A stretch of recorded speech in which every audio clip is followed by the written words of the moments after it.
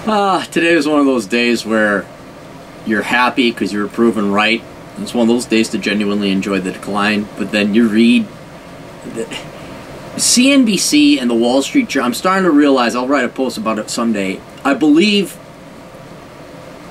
the finance industry is very much becoming like People Magazine or Glamour or TMZ. It's a self-created popularity bubble. And it gives people who are smarter than the people who read read People Magazine.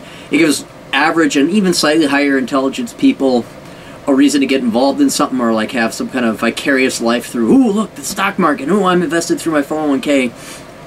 And the more and more I see coming out of the likes of CNBC, Wall Street Journal, the finance industry, gurus at the top of the finance industry, the more I realize it's got about as much economic worth as TMZ and People Magazine. And let me explain. GDP contracted by 0.1% today. Yay for me. Good economist. Good economist. Good economist. Which I'm surprised it hasn't contracted before this. But then I looked at the stock market because I want to see, oh, hey, GDP contracted. I want to see what happened to silver. I want to see what happened to commodities. I want to see what happened to the stock market. The stock market was down 20 points. I'm like, what the F? You know, what gives? This should be down a hell of a lot more. You know, like, this is finally the proof, hey, you know.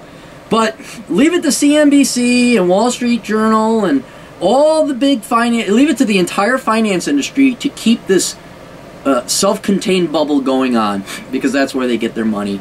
So I see an article says, why didn't the stock market respond more negatively to the GDP figure? So here it is.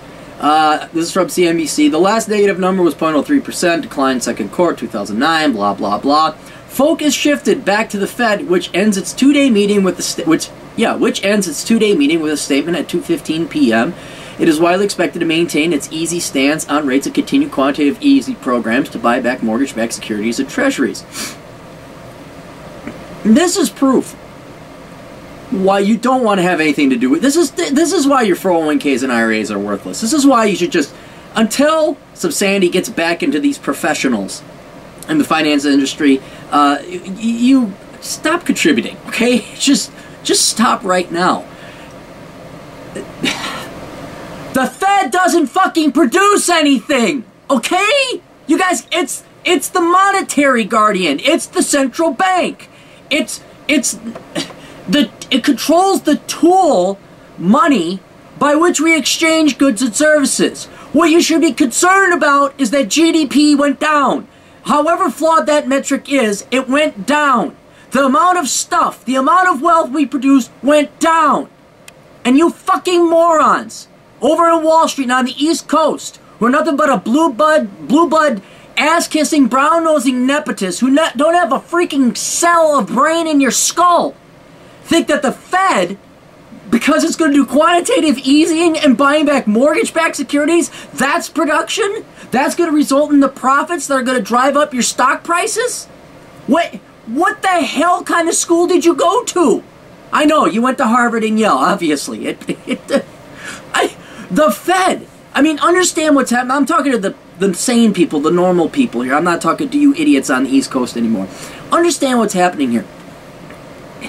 The stock market went up in value because a statement, or the Federal Reserve, or people are expecting the Federal Reserve to continue quantitative easing, or what we could just generally summarize as an expansionary monetary policy, meaning we're going to expand the money supply.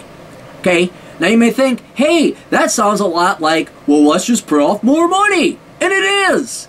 And you know intuitively in the back of your head, even though maybe you can't explain it in words, well, that sounds too easy. I mean, how can we just print off more money? That doesn't make sense. If that was the case, it would have worked. Right, because it results in hyperinflation. This gets back to production, okay? The two most important variables that should show you how stupid this article is and how stupid these people on the East Coast are right there. Production. GDP went down. The government, Federal Reserve, is going to increase the money supply.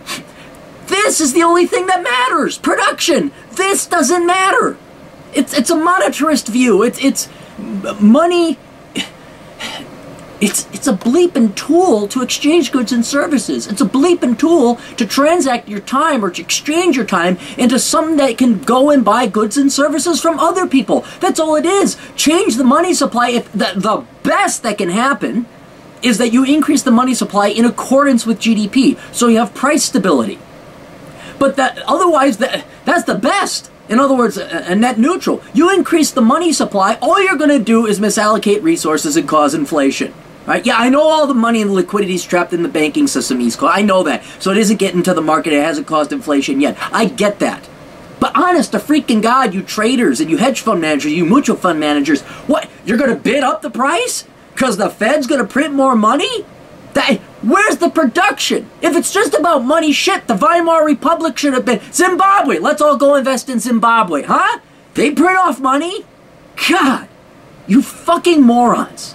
And I don't care. Oh, he's cursing. I'm going to file a complaint. Fine. What? There's GDP is shrinking. You think there's... God, you guys have no fucking clue what's out there. No idea what's coming. None. I'm not some doomsayer. I'm not some shit hits the fan scenario. Seriously, guys, there's a huge bubble out there. And not only is the American public completely clueless about it in terms of throwing trillions of dollars, okay, 401k plan, and your IRA, okay, it's the professionals that don't even pick this up. It's you people with your MBAs and your CFAs. You're the ones that are supposed to be knowledgeable about this and be able to pick out a freaking bubble. And so far, the only people I can think of that have any sanity about them, and none of them have an MBA or a CFA, I'm pretty sure, Schiff, Schiller, Rubini, and not that I'm some big tip-de-doo kind of economist, but me, myself, and many other economists who just don't happen to be mainstream. Because we freaking have independent thought. So, hey, you know what? You guys drive up that stock market as much as you want. Please do.